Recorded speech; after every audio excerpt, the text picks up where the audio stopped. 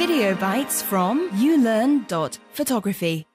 Here's our principal, Simon Q. Walden. Hi, I've got a bit of a video snack for you rather than a video bite this time.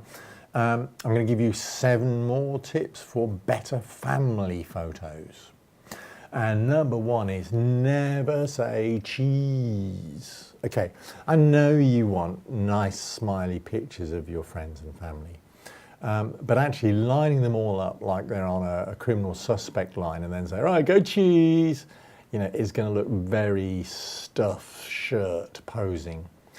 So what I suggest instead is keep your camera about you at all time. And while you're enjoying your alfresco picnic, your barbecue, your time on the beach, whatever it is, keep snapping away all the time while not paying attention. Those discreet grabbed shots will often be far more appealing than something that's posed and set up.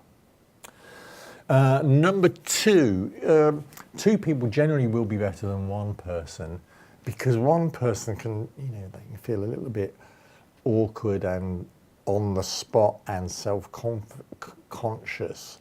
Whereas 2 people interacting can be much more fun and natural. Now, I'm not saying you're necessarily shooting both at the same time. You might just keep them a little bit separated so you can photograph them individually.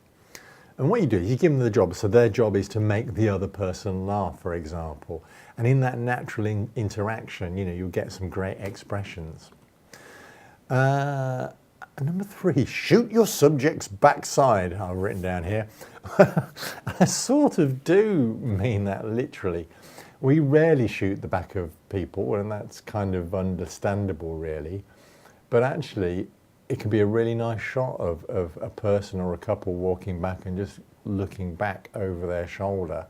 And it's a shot that I do often with my wedding couples as they walk away holding hands and they turn to look back at me through the middle.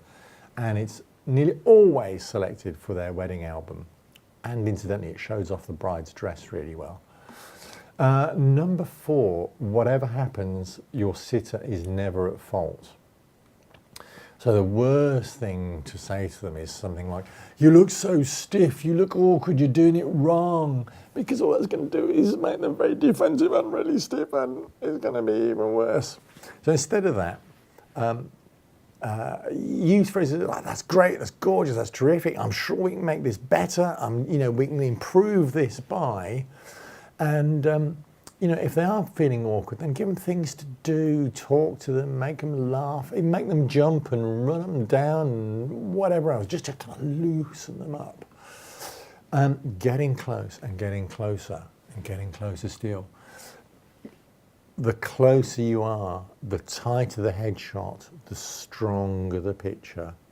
You know, Robert Capa said all those years ago, if your pictures aren't strong enough, you're not close enough. And that's absolutely true for portraits. Now, older clients are less keen on that because it does show up their wrinkles a bit more, so be a bit sensitive. But nevertheless, the offspring of those older relatives will probably love those pictures because that's used to, you know, it is how they see their parents or their grandparents. And, you know, if you've got a younger face, then you really can't go wrong there. Number 6, don't take 1 shot when you can take 20. You know, we're digital, we can just keep on shooting and shooting and shooting. And in particular, take a shot when they're all posed and then instantly relax afterwards and take that shot too. That shot before they're ready, when they're ready, and after you've finished can often be the most interesting shots when they're just a little bit more relaxed, a little less guarded. And the thing is, you don't have to hoard all those photographs afterwards. You know, you can throw away all the ones that don't quite work. And then finally, number 7, the more people there are in the group, the more pictures you have to take. Because at different times, one or more of your sitters will be blinking, turning away, talking to the children, coughing, chattering, or something else.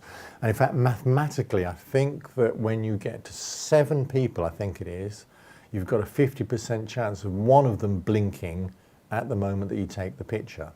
So you can imagine on any sort of reasonable sized family group, you know, you take 4, 5, 6, 7 pictures, fingers crossed, you'll get a picture with none of them blinking.